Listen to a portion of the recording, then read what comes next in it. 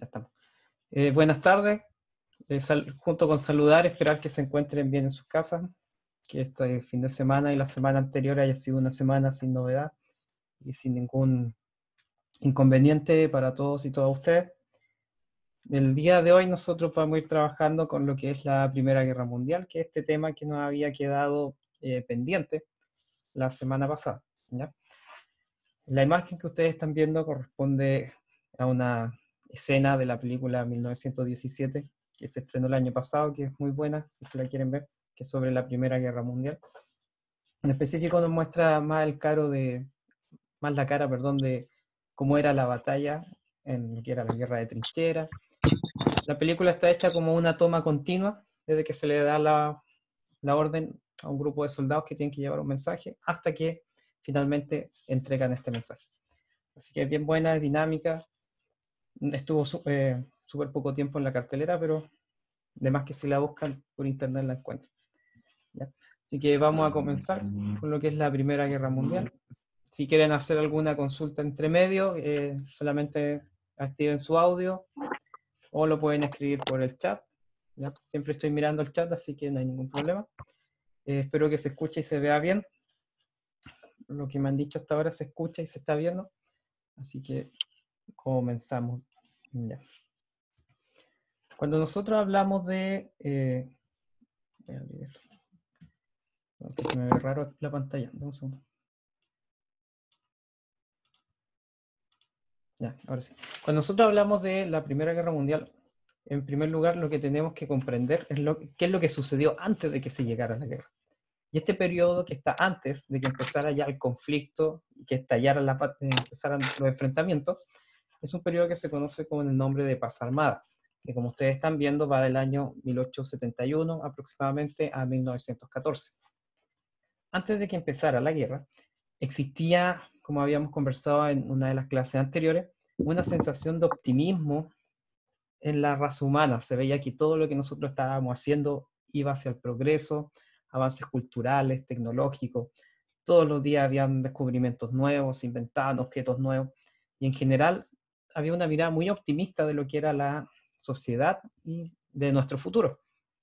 Sin embargo, este periodo de paz y tranquilidad era un periodo bastante aparente en realidad, porque detrás de todo ese progreso que nosotros veíamos, se estaban empezando ya a armar alianzas secretas entre distintos países, las cuales vamos a ver en la clase de hoy, y también gran parte de estos adelantos tecnológicos y de estos avances se estaban utilizando para fabricar armamento cada vez más letal, como por ejemplo empezar a usar gases tóxicos en el campo de batalla, los cuales generaban que los soldados cayeran muertos de forma casi inmediata, y aquellos que no morían de forma inmediata por estos gases sufrían lesiones de carácter grave que lo iban a acompañar durante toda la vida, y después incluso puede que sus hijos pasaran a tener algunas deformaciones. Estábamos hablando de elementos tóxicos que se empezaron a utilizar para hacer la guerra entre nosotros. Y este periodo de aparente paz va desde el fin de la guerra que hubo entre Francia y Prusia, hasta que ya empiezan los enfrentamientos en sí en el continente europeo, ¿ya? Así que el periodo que está antes de la Primera Guerra Mundial, periodo que se conoce con el nombre de paz armada, es un periodo en el cual los países, entre comillas, se estaban preparando para la guerra. Por eso es que era una paz armada. Es decir, había tranquilidad, pero todos sabían que esa tranquilidad aparente era como la calma que hay antes de la tormenta. Los países se estaban empezando a preparar, estaban formando grandes ejércitos, creando armas y armando alianzas secretas, que cuando ya empiecen los conflictos se va a empezar a salir a la luz qué países estaban unidos y aliados con otros para empezar este conflicto. En el pequeño esquema que está acá, esto está sacado de un libro, por eso es que se ve con tan mala calidad, se resume bastante bien las principales causas de la guerra, las fechas que van llevando a que esto suceda finalmente y que explote, y eso es lo que vamos a ir viendo en este momento. Por ejemplo, el 28 de junio del año 1914, y que es lo que se considera la causa inmediata, es decir, después de esto empezó la guerra, fue el asesinato del archiduque Francisco Fernando. Él iba a heredar el trono del imperio austrohúngaro. Su padre, el emperador, ya estaba viejo, es- se esperaba que muriera dentro del corto plazo y que su hijo iba a asumir el trono. Y Francisco Fernando, por los serbios, era visto como una amenaza, porque él había planteado que en realidad el imperio austrohúngaro, es decir, que él cuando llegase a ser el emperador, él planteaba que el imperio debía eh, enfocarse en estos terrenos que corresponden a lo que era Serbia y expandirse hacia ese lugar. Su padre no se había atrevido a iniciar ningún tipo de conflicto bélico o a iniciar algún tipo de invasión. Pero sin embargo, él, cuando asumiera el trono, se asumía que él iba a empezar ya con la guerra y iba a invadir Serbia, que era para él considerado como una extensión natural del imperio austrohúngaro. Y una vez que sucede este asesinato, se le atribuye a un joven que pertenecía a un grupo terrorista de origen serbio. Y por lo tanto, para el imperio austrohúngaro, quien asesinó al archiduque fue Serbia. Pese a que era un grupo extremista de Serbia, no representaba a todo el país. Pero como el ciudadano era de origen serbio, se asumió que era un acto de guerra del país completo. Y ahí es donde Austria-Hungría, en primer lugar, no acepta las investigaciones que Serbia hace, porque la policía secreta en Serbia lleva a cabo una investigación después del asesinato y ahí da con el paradero de este pequeño grupo terrorista.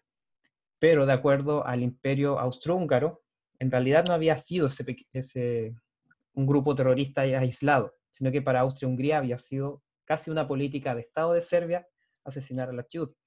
Y por eso ya va a empezar la guerra. No van a aceptar los resultados de la investigación que hace la policía de Serbia y van a decir, no, desconocemos esa investigación porque para nosotros el responsable fue el país. Y ahí ya empieza la declaración de guerra y se empiezan a activar estas alianzas, las cuales vamos a ver más adelante. ¿Cuáles son las causas de tres aspectos que llevan a este enfrentamiento bélico? Por un lado, tenemos las causas militares, y aquí entran de lleno estas alianzas que se habían hecho. Porque si un conflicto era pequeño y era aislado, supongamos que entre dos países como Austria y Hungría, si no hubiesen existido estas alianzas, se hubiese mantenido solamente como una guerra local entre esas dos potencias. Pero como Austria y Hungría estaba aliada con el Imperio Alemán, una vez que entra en guerra con Serbia, el Imperio Alemán, de forma automática, también entraba en guerra con Serbia, porque tenían un pacto en el cual, si cualquiera de ellos se veía atacado o iniciaba un conflicto, el otro país lo iba a apoyar.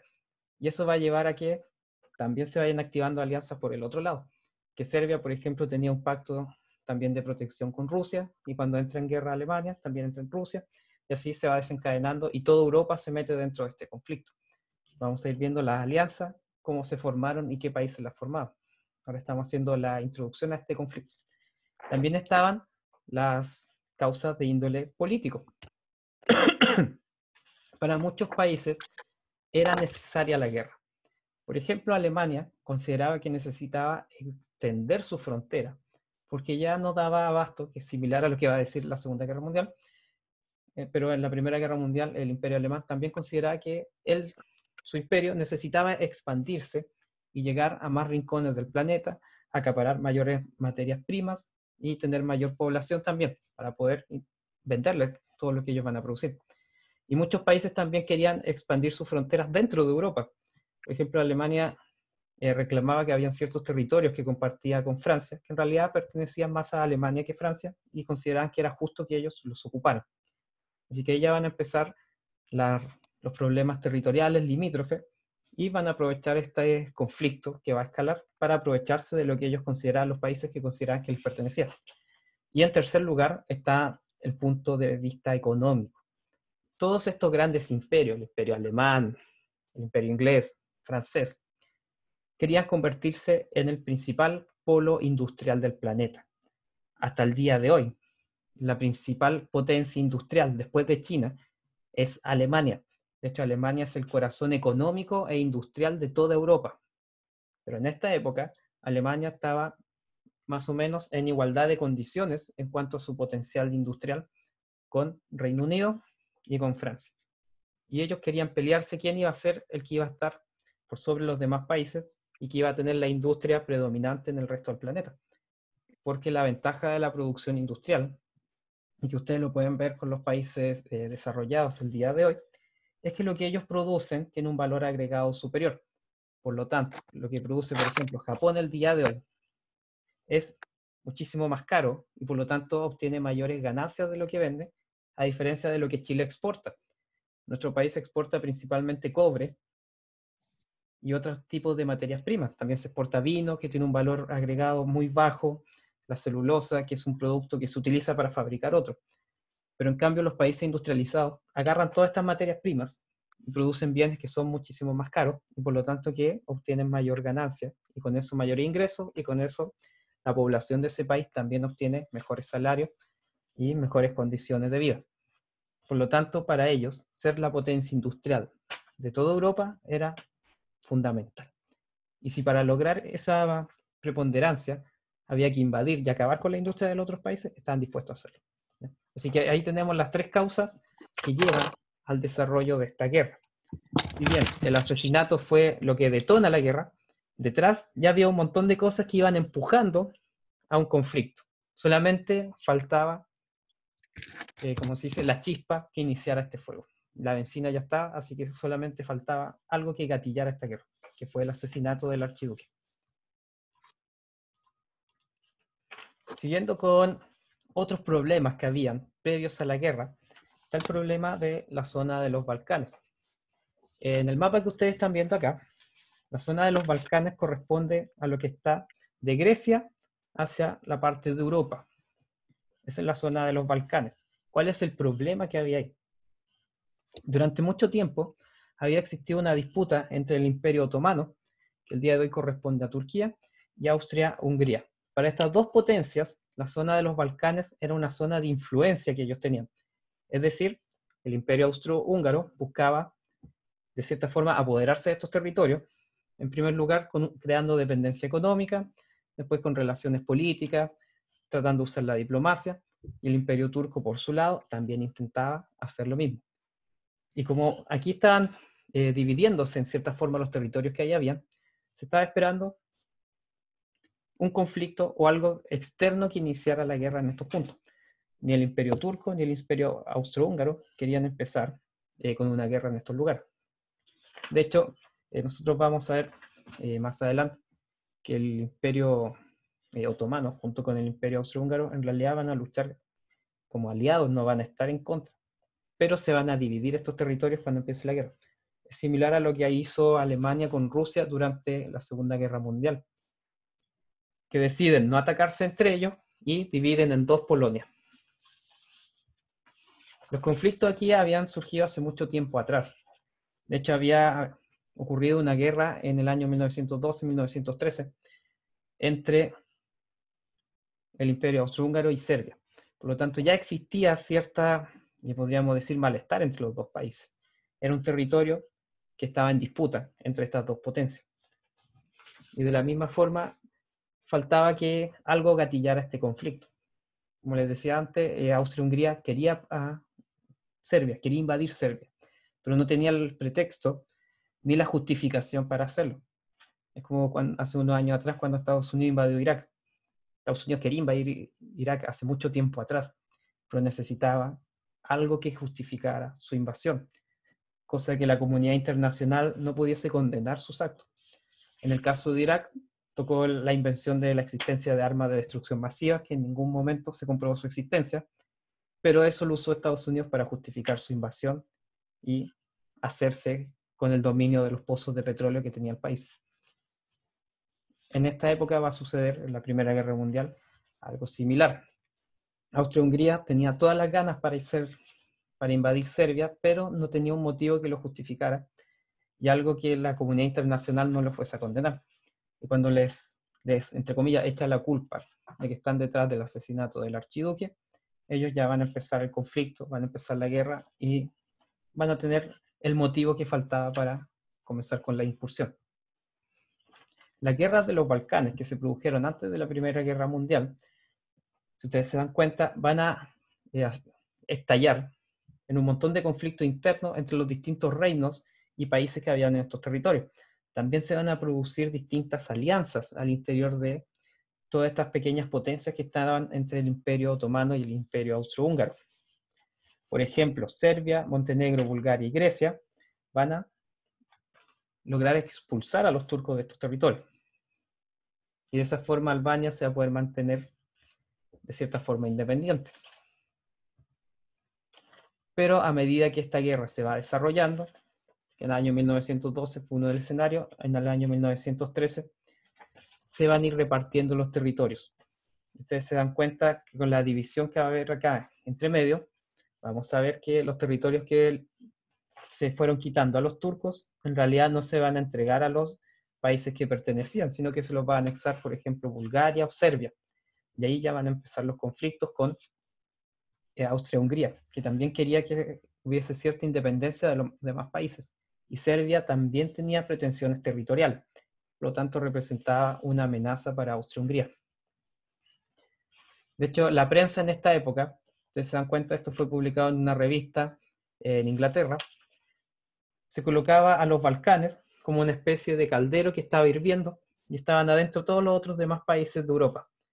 Es decir, cuando lograra hervir esta olla, que eran los problemas territoriales que había en los Balcanes, cuando esta olla explotara, iba a también afectar a las potencias europeas que estaban encima de ella, tratando de taparla y de mantener el conflicto solamente en ese lugar. Sin embargo, cuando empieza la guerra entre Austria-Hungría con Serbia, van a empezar a estallar conflictos en toda Europa. Aquí podemos ver los principales 4 puntos que llevan a que esta guerra se salga de los Balcanes y se extienda a toda Europa y a todo el mundo.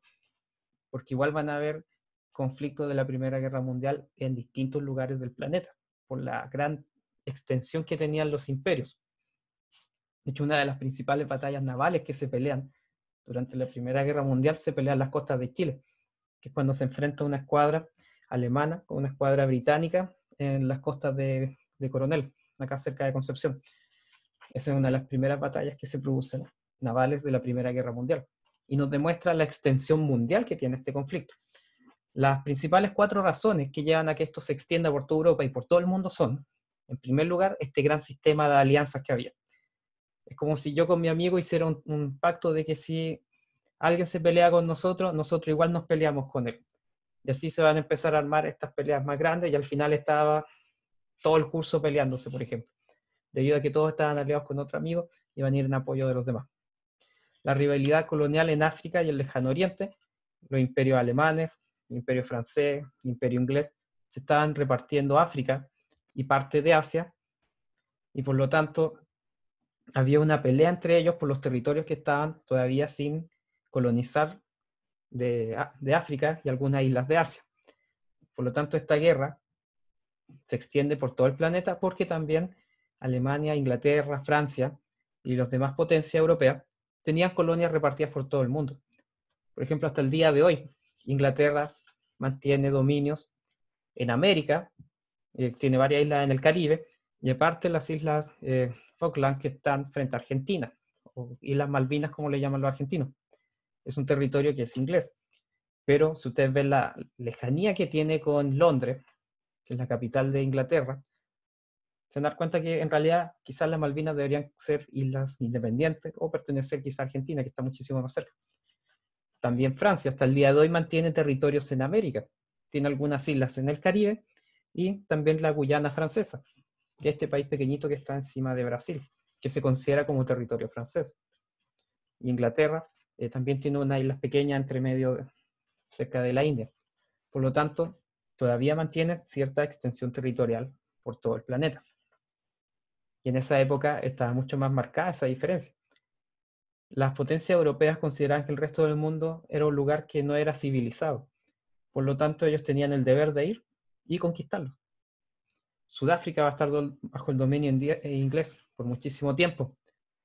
También Hong Kong, recién el año 97 va a pasar a ser ya, entre comillas, independiente. Y esas colonias se van a mantener por mucho tiempo. Y en esta época, antes de la Primera Guerra Mundial, los imperios estaban en su máxima extensión y estaban empezando a consolidar sus dominios tanto en África como en Asia y en otros rincones del planeta, a lo largo y ancho del planeta Tierra, a lo largo del globo. También la existencia de grandes armadas. La Armada de Inglaterra y la Armada de Alemania eran las principales potencias marítimas del planeta. Y aparte de eso, de ser tener una presencia a lo largo y ancho de casi todo el mundo, que es lo que lleva a que se enfrenten, por ejemplo, acá en las costas de Chile, estaba el hecho de que quien tuviese la mayor armada, o la armada más grande, también iba a tener el dominio de los mares, porque nadie iba a poder cuestionar la presencia de barcos alemanes, por ejemplo, si estaban escoltados por 300 destructores al lado suyo. Nadie se iba a atrever a cuestionar la presencia de Alemania en un territorio determinado. Y eso es lo que también asustaba a Inglaterra.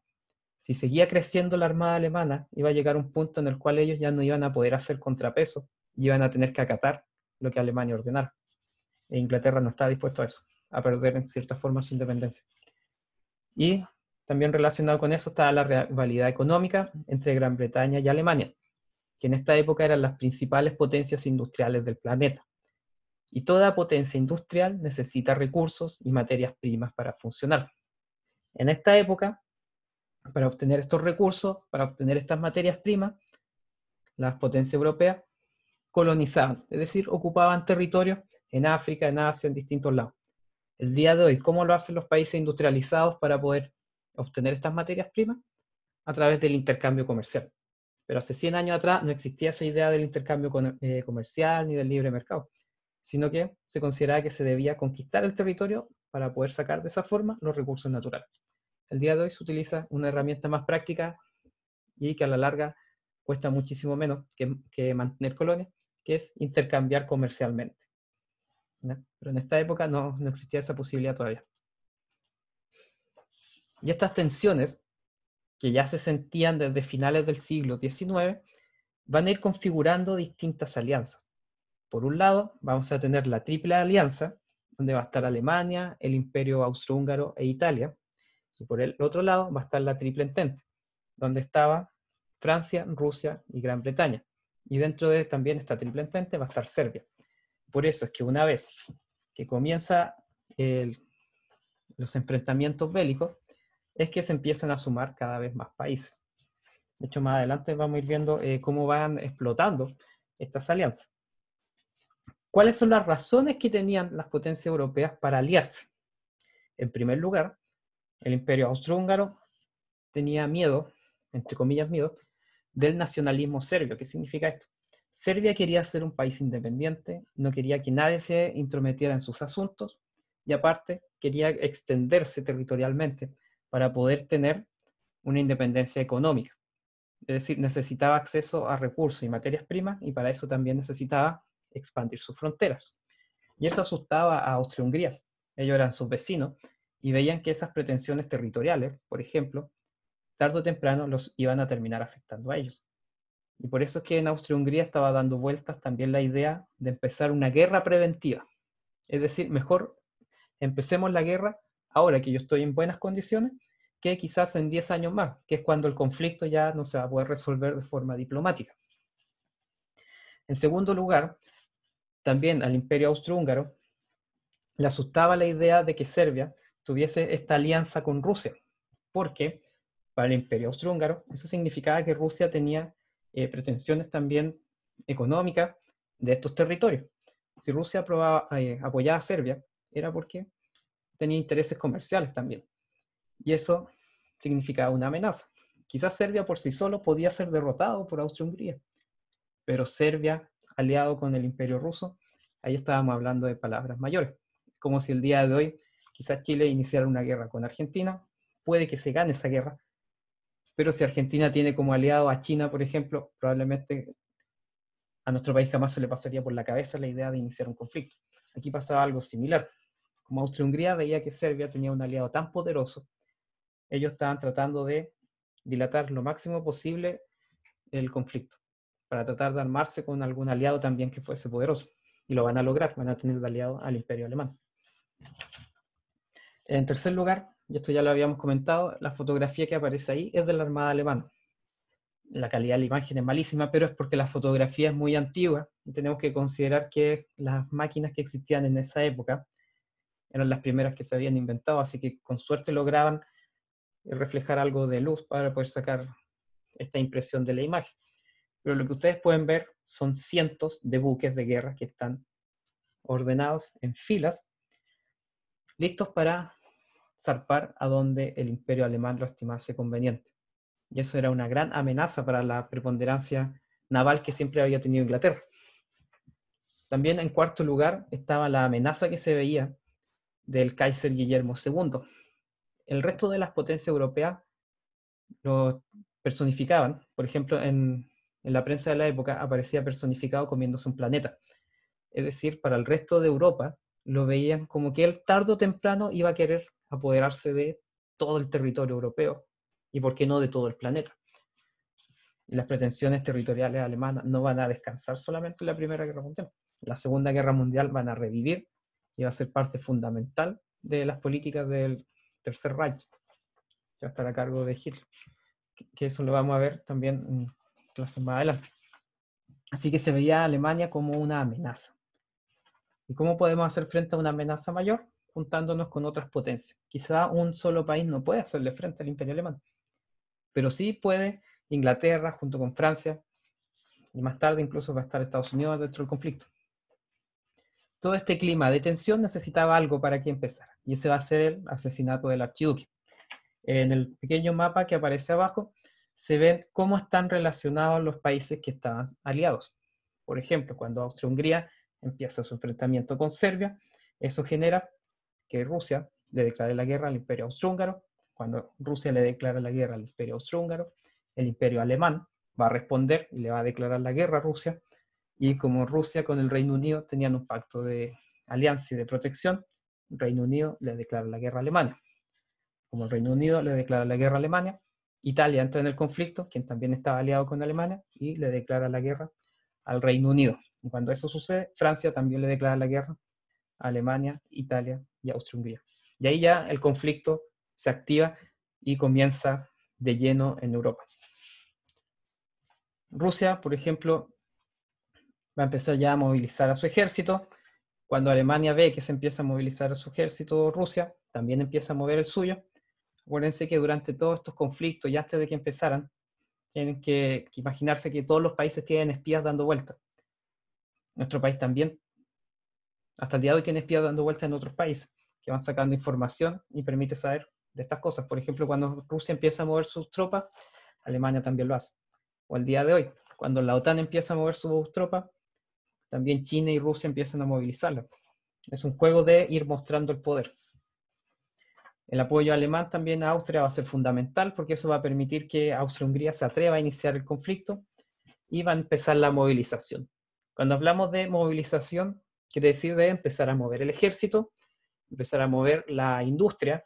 La industria del país se transforma y se enfoca netamente en la producción bélica, producción de armamento. Los hombres que están en edad de pelear, es decir, sobre 18 años, con una condición física buena, se empiezan a reclutar de forma obligatoria en algunos casos para que conformen el ejército, se les entrena y se les manda al campo de batalla. Y las mujeres que en esta época estaban relegadas principalmente a labores domésticas van a empezar a ir a trabajar a las fábricas. Y aquí ya va a empezar la vida de la mujer en el ámbito laboral y en el ámbito industrial. Las etapas que tiene la Primera Guerra Mundial son las 4 que están acá. La primera parte es la guerra de movimientos, que es cuando se empieza a movilizar el ejército. Cuando el ejército se moviliza, quiere decir, lo que les decía antes, que empezar a reclutar a los soldados, entrenar a la población, modificar la estructura productiva del país. Si yo tenía una fábrica de automóviles, esta fábrica ahora va a ser para hacer jeep de guerra, por ejemplo, o para producir tanques. Si había una fábrica que producía avionetas, se transforma y empieza a producir aviones de guerra. Eso se habla de movilización. Y toda la economía del país se transforma en una economía de guerra. Es decir, todo lo que se produce en el país es para la guerra. La gente se recluta, la industria se modifica, las costumbres de la población también cambian, se empiezan a racionar los alimentos, a racionar el combustible, por ejemplo. Solamente se puede utilizar para los tanques o los aviones, ya no para la población. Y así se modifica totalmente la estructura de la sociedad mientras dure el conflicto bélico. Y por eso es que la guerra tiene tanto rechazo en la población. Por ejemplo, en los años 60, cuando Estados Unidos estaba con la guerra de Vietnam, se empieza a racionar también el combustible en Estados Unidos. Y el estilo de vida estadounidense, el diseño de sus ciudades es muy dependiente del combustible y de utilizar automóviles de forma particular. Las distancias que tiene que recorrer alguien en una ciudad estadounidense son 3 o 4 veces superiores a las distancias que nosotros recorremos, y no porque las ciudades sean más grandes. O sea, sí, son más grandes, pero en extensión, no en población.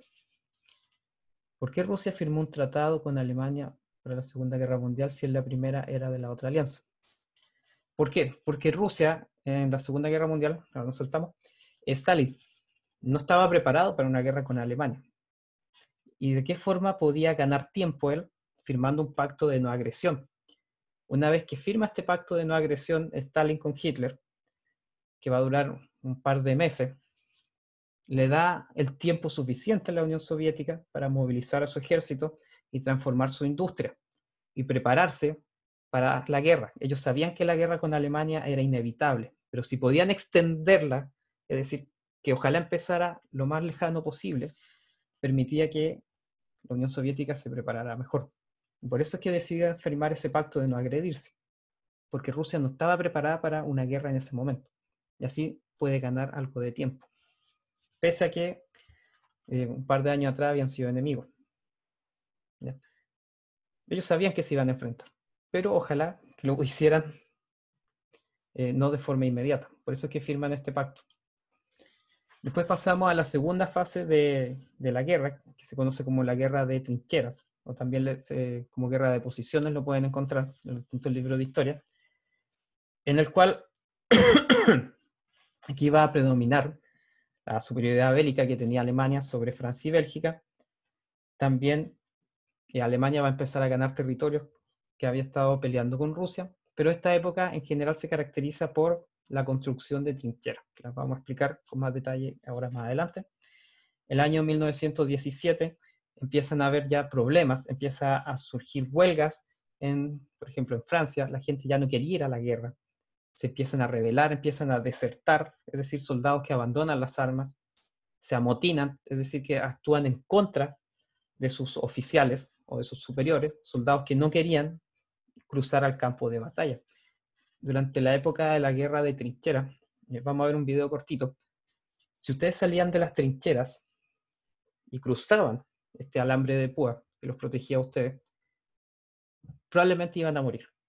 Existía una zona entre la trinchera de ustedes y la trinchera de nuestro enemigo, que esta zona que está entre medio se conocía como la zona de nadie, que eran lugares donde si ustedes salían, los mataban de forma casi inmediata, porque en los dos lados, los dos frentes tenían soldados, francotiradores, artillería, y estaban incluso meses sin avanzar ni un centímetro ninguno de los dos lados.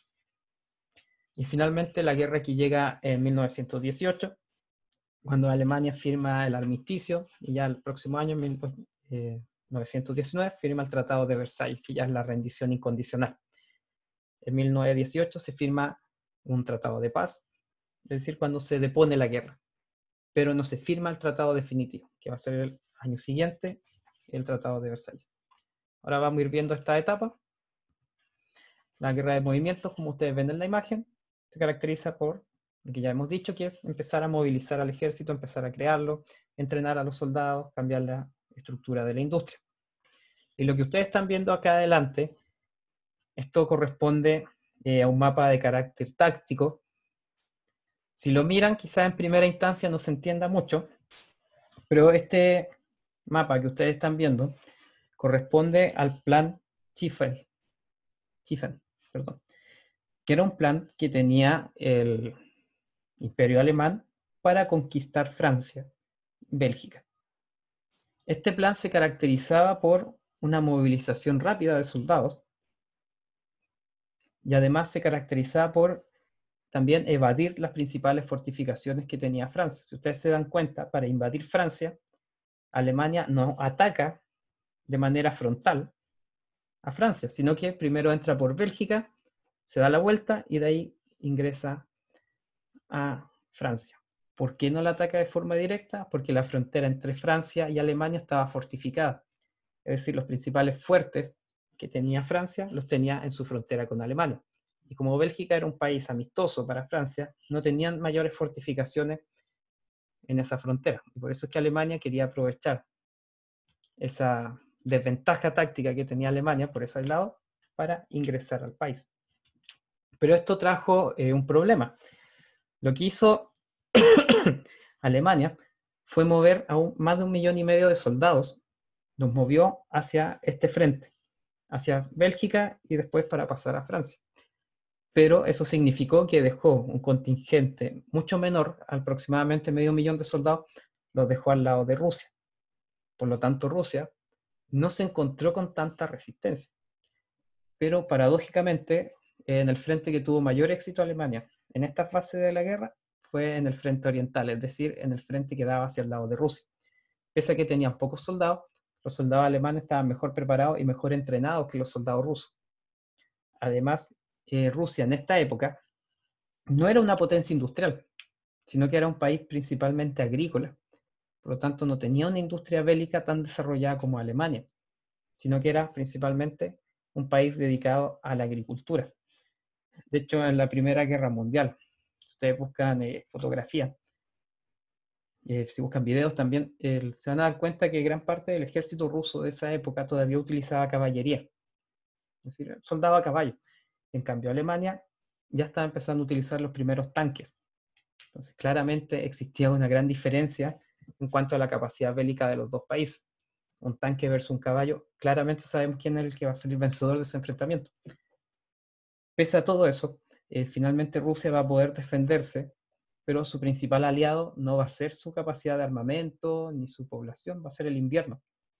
Cuando empieza el invierno en Rusia, al igual que lo que le pasó a Napoleón, cuando intentó invadir Rusia, van a tener problemas con la línea de suministro. Por ejemplo, los trenes, las líneas de abastecimiento no van a poder llegar con municiones o alimentos a los soldados que estaban peleando. Tampoco van a poder llegar refuerzos, por lo tanto, lentamente van a empezar a ir perdiendo terreno. Eso consistía el plan Himmel. Era un plan para invadir Francia pasando por Bélgica y de esa forma evitando las principales fortificaciones francesas. Sin embargo, esto va a tener problemas y se van a ver entrampados durante años, son aproximadamente 2 años, que no van a poder avanzar. Y ese es el periodo que se conoce como el de guerra de trinchera. En este video que está acá, dura 2 minutos, es una escena de la película 1917 en la cual los protagonistas van recorriendo una trinchera. Los voy a dejar acá para que lo veamos ahora, para que tengamos una idea ya más visual de cómo era la estructura de esta especie de fronteras improvisadas que se iban armando en el campo de batalla.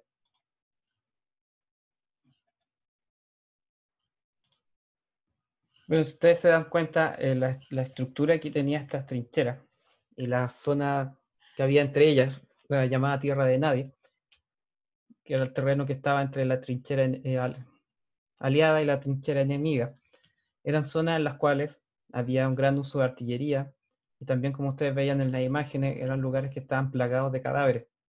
Muchas de las personas que incluso se asomaban para mirar si es que había alguien al otro lado terminaban muriendo. Y esta época de la guerra de trincheras, que va a ser aproximadamente 2 años, van a empezar a causar el malestar en los ejércitos, el malestar en los soldados, quienes veían que todas las muertes que se estaban produciendo eran prácticamente inútiles. Veían caer a sus compañeros de batallón, por ejemplo, y eso significaba que no ganaban ni un solo centímetro de terreno, es decir, no valía la pena ningún sacrificio que estaban haciendo. Y eso va a empezar a generar el malestar en gran parte de los batallones y de los distintos ejércitos que estaban ahí. En la imagen que ustedes están viendo ahora, aparece la estructura que tenían algunos de estos frentes. También aparecen los ríos. Los ríos son sumamente importantes al momento de tener que defender o ir avanzando en el campo de batalla. El hecho de que, por ejemplo, tengamos un río adelante y los puentes estén destruidos, significan días o semanas de retraso en los cuales las tropas no van a poder avanzar o atravesar. Quizás los soldados a pie puedan pasar sin ningún problema, pero para ir ganando la guerra también tiene que avanzar la línea de suministro. Se tiene que ir construyendo líneas de ferrocarril o caminos para llevar armamento, alimentos y también para que puedan cruzar los tanques y las unidades más pesadas como las de artillería. Por eso es que acá en el mapa defensivo que ustedes están viendo, aparecen los ríos, los principales fuertes y la ubicación de los principales headquarters, que son como los centros de comando. ¿Ya? Esta ya es una imagen de cuando Estados Unidos ingresa a la guerra. Esta es una imagen de 1918. Sin embargo, estas líneas defensivas no van a cambiar. De hecho, hay una línea puntada que aparece acá, que es el frente de batalla en el año 1916 y se va a mantener prácticamente inalterable hasta fines del año 1916. Es decir, desde 1914 a 1916 prácticamente no se van a mover mucho las tropas. Y de hecho a 1918 tampoco avanzan mucho. Casi toda la guerra va a ser ahí en las trincheras. Estas son imágenes de cómo estaban los soldados. Siempre atentos, siempre tratando de mirar si es que cruzaba algún enemigo. Y apenas se asomara uno, terminaba falleciendo. Y Estados Unidos finalmente va a ingresar al conflicto. ¿Cuándo ingresa Estados Unidos al conflicto? Estados Unidos ingresa finalmente en 1917. Pero el primer hecho que marca la idea de que Estados Unidos va a ingresar, porque originalmente la sociedad en Estados Unidos no era favorable a la idea de que Estados Unidos se metiera.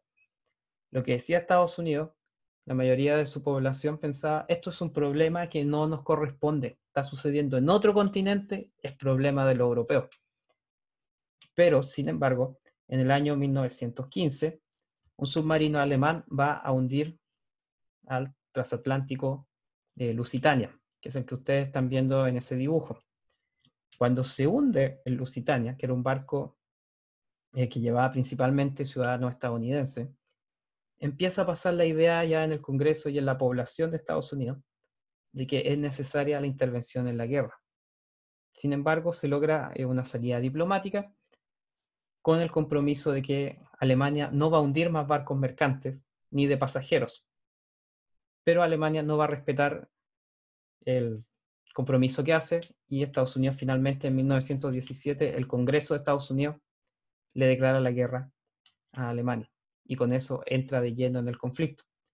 Actualmente, para que un país entre en una guerra o en un conflicto con una potencia vecina, el Congreso tiene que ratificar la declaración de guerra. Por ejemplo, el día de hoy, si el presidente quisiera, supongamos que se le ocurre que es buena idea entrar en guerra con Bolivia, y dice ya, Chile va a entrar en guerra con Bolivia, el presidente no puede declarar la guerra. Él puede hablar, decir que es necesario y todo, pero el Congreso es quien hace la declaración formal.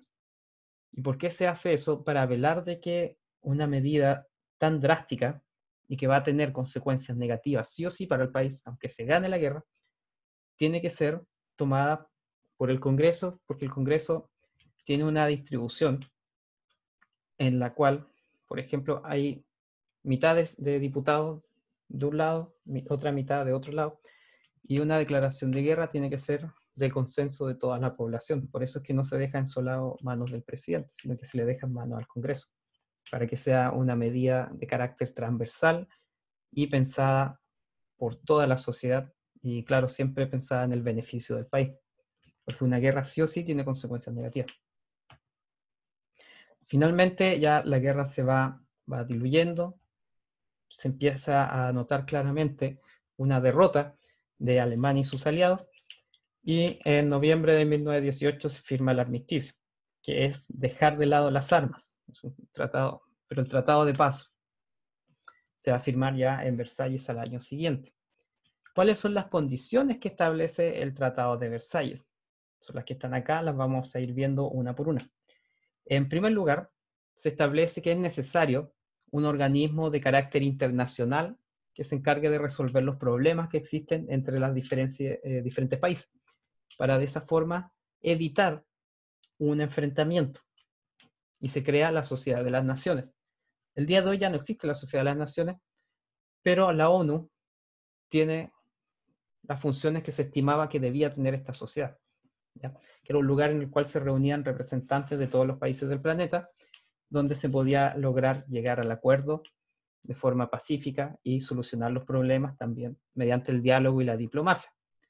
El día de hoy, por ejemplo, dentro de todos los organismos internacionales que existe, está el Tribunal, la Corte Internacional de Justicia en La Haya, que resolvió conflictos limítrofes que nuestro país tenía con Perú y también conflictos limítrofes que nuestro país tuvo con Bolivia. Si no existieran estas instancias de carácter internacional y que son reconocidas por los países como válidas, probablemente tendríamos muchos enfrentamientos bélicos a lo largo y ancho del planeta. Pero el día de hoy, afortunadamente, muchos de los problemas diplomáticos o de frontera que existen entre los distintos países se resuelven de forma pacífica a través del diálogo y de la diplomacia. Y esa era una de las finalidades que tenía la Sociedad de las Naciones. Sin embargo, la Sociedad de las Naciones va a fracasar, porque no va a impedir la Segunda Guerra Mundial. Pero después de la Segunda Guerra Mundial se crea la ONU y hasta el día de hoy se mantiene funcionando y es una institución de carácter internacional que permite resolver los problemas que se enfrentan entre las distintas potencias. También el Tratado de Versalles reconoce que es culpa de Alemania la guerra. Pese a que se inicia en Austria-Hungría, se considera que el imperio alemán fue el culpable de la guerra y le carga toda la responsabilidad moral, es decir, y material. Es decir, quien estuvo detrás del conflicto y de su inicio fue Alemania. Y como ellos son los culpables, van a tener que pagar todos los gastos que la guerra generó. La reconstrucción, también indemnizar por la cantidad de soldados que habían fallecido, por la población civil también. Todo lo va a tener que pagar Alemania. También exige la consignación, es decir, confiscar las armas y los barcos alemanes. Es decir, Alemania le tenía que entregar a los que habían ganado su armamento. También obligaba a que Alemania solamente podía tener un ejército de 100.000 hombres, cuando antes de la Primera Guerra Mundial Alemania tenía un ejército de casi 3 millones de soldados. Y ahora lo obligaba a que solamente podía tener 100.000 soldados. También prohibía que Alemania tuviese industria bélica. No podía producir nada de armamento Alemania. Toda la industria que tenía, que producía tanques, aviones, metralletas, todo, tenía que desmantelarse. Y Alemania no podía ser un país que produjera armas.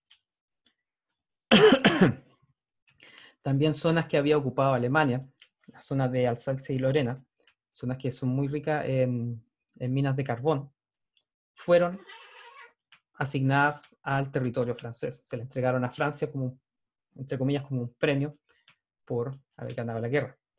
Y también Alemania tuvo que pagar esta indemnización a los aliados, que recién se terminó de pagar el año 2010.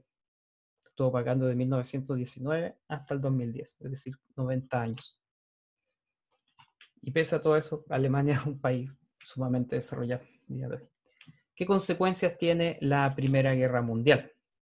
Las podemos dividir en 4 áreas: en el área económica y social, humanas, en cuanto a la pérdida de vidas, ideológicas y causas políticas. En el ámbito económico y social, una de las consecuencias, podríamos decir, positivas de la guerra, es que la mujer se incorpora de lleno ya en el mundo laboral, principalmente en el área industrial. Antes había estado rezagada principalmente a labores domésticas. Durante la Primera Guerra Mundial ingresa a las fábricas, empieza a producir y esta estructura se va a mantener. Y de a poco se va a ir abriendo paso en el mundo laboral de la mujer. Eso podríamos decir que fue una consecuencia positiva de todo esto. Consecuencias negativas: la destrucción general de Europa. Ciudades completas fueron reducidas a cenizas. A diferencia de las armas que existen el día de hoy. Por ejemplo, hoy día, si se quiere destruir una fábrica, se manda un misil teledirigido, se dispara de 50 kilómetros de distancia y cae exactamente en esa fábrica. En esta época, las armas que existían tenían una precisión muy mala, muy baja, y si se quería destruir una fábrica, por ejemplo, que estaba en una ciudad, se arrasaba la ciudad entera. Y ciudades enteras van a ser destruidas. Y Estados Unidos, si bien peleó en la guerra, jamás llegó un soldado enemigo a su territorio. Por lo tanto, las ciudades estadounidenses, la industria estadounidense estaba totalmente intacta y Estados Unidos va a ser quien va a financiar gran parte de la reconstrucción de Europa mediante créditos. Y si otorga créditos a Europa, después esos créditos se los tienen que ir pagando, y esos créditos se los pagan con interés, y Estados Unidos fue acumulando una gran y inmensa cantidad de dinero. Y eso va a permitir que se transforme en la principal potencia militar y económica a nivel mundial, hace 100 años atrás. En el campo de las consecuencias humanas, tenemos la trágica cifra de casi 10 millones de personas que fallecen por los enfrentamientos. Además, como muchas personas van a ver sus ciudades destruidas y convertidas a ceniza, estas personas se van a tener que ir. Es como lo que pasa el día de hoy con Siria, que más de 2 millones de personas se han ido de Siria desde el inicio de la guerra civil, porque sus casas, sus ciudades, las comunidades donde ellos vivían ya no existen, que fueron destruidas. Y esto también va a generar que muchos de esos europeos que se quedaron sin casa, sin vivienda, sin trabajo, migren hacia América. Se van a ir a Estados Unidos, que está en pleno crecimiento económico, o a otros países de América como Argentina o Chile. Y además el Imperio Otomano va a aprovechar toda esta confusión que había dentro de la guerra y va a llevar a cabo una limpieza étnica en Armenia. De esto no se habla mucho.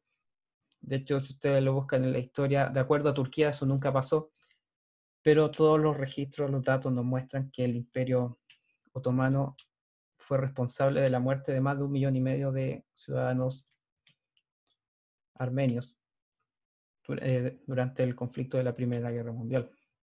Muchas de estas personas las mataban simplemente porque pertenecían a otra etnia y porque de acuerdo a los turcos eran una etnia inferior y por eso lo iban eliminando. La forma de hacerlo que tenía el Imperio Otomano era bastante sanguinaria. Si ustedes ven si ustedes buscan imágenes y videos, hay muy poca información de eso, pero existió. Y fue uno de los primeros genocidios de la época moderna que se llevaron a cabo. Después ya todos conocemos el genocidio que llevó a cabo la Alemania nazi, tratando de borrar al pueblo judío del mundo. Pero esto sucedió más de 20 años antes y fue igual de trágico que lo que le sucedió al pueblo judío. En el ámbito ideológico, las ideas del liberalismo van a empezar a perder validez. Ya las personas no se van a creer el cuento de la sociedad liberal, tampoco de que la democracia es el mejor sistema de gobierno, porque habían visto lo que podía llegar a causar todo este orden, todas las guerras que se habían generado en base a esta idea. Y la idea del progreso indefinido, de que todos los días se descubría algo nuevo, que todos los días la sociedad se iba volviendo una sociedad mejor, se van a ir perdiendo y la población se va a empezar a sentir desencantada un poco de la idea de esta libertad y la idea de este avance científico. Y eso es lo que va a permitir que después figuras como Hitler, por ejemplo, puedan llegar al poder. Figuras con un discurso fuerte, que ofrecen una sociedad autoritaria, pero una sociedad ordenada, van a ser ideas que van a empezar a gustar a la mayoría de la población. Y además esta figura de un líder que sabe a dónde vamos, que sabe a dónde nos va a guiar, también van a convencer a millones de personas. En el ámbito político, gran parte de las fronteras de Europa se van a tener que dibujar de nuevo. Vamos a ver un mapa más adelante. Se crea la Sociedad de las Naciones, o en inglés League of Nations, que buscaba ser esta institución internacional que velara por la paz y el entendimiento diplomático. El Imperio Austrohúngaro se va a dividir en 3 países: Checoslovaquia, Hungría y Austria. Y de hecho Checoslovaquia el día de hoy ya no existe. El día de hoy es República Checa y Eslovaquia. Pero en esta época se conformó un país que era Checoslovaquia, que el día de hoy ya está dividido en 2. Y se crean los siguientes países nuevos: Polonia, que va a estar entre Alemania y Rusia, que va a ser como una especie de estado tapón, que es para que no se enfrenten estas dos potencias. Estonia, Letonia, Lituania, Finlandia, Yugoslavia tampoco existe el día de hoy, y Turquía como lo conocemos hoy día. Va a dejar de existir el Imperio Otomano y se va a crear la República Turca. Así queda el mapa europeo después de la Primera Guerra Mundial. Este mapa corresponde a la distribución de 1920. Si ustedes se fijan y ven bien, Polonia se crea con la finalidad de dividir a Alemania y la Unión Soviética, para que no se enfrenten, se encuentren en su frontera y de esa forma tratar de evitar los posibles conflictos. Finlandia, hasta antes del fin de la Primera Guerra Mundial, era parte de la Unión Soviética. O sea, del Imperio Ruso, perdón. Y acá hay una pequeña ciudad que está, si ustedes se fijan, Alemania, el territorio alemán quedó dividido en dos. Una parte del territorio alemán pertenecía, o sea, estaba dividido por Polonia. Y se va a crear una ciudad libre. Esta ciudad libre era una ciudad internacional que estaba bajo la administración de la Sociedad de las Naciones. ¿Ya? Esta va a ser la estructura que va a tener Europa después de la Primera Guerra Mundial. Bueno, la clase del día de hoy era principalmente ir viendo estos temas sobre la Primera Guerra Mundial. Ya la próxima semana vamos a ver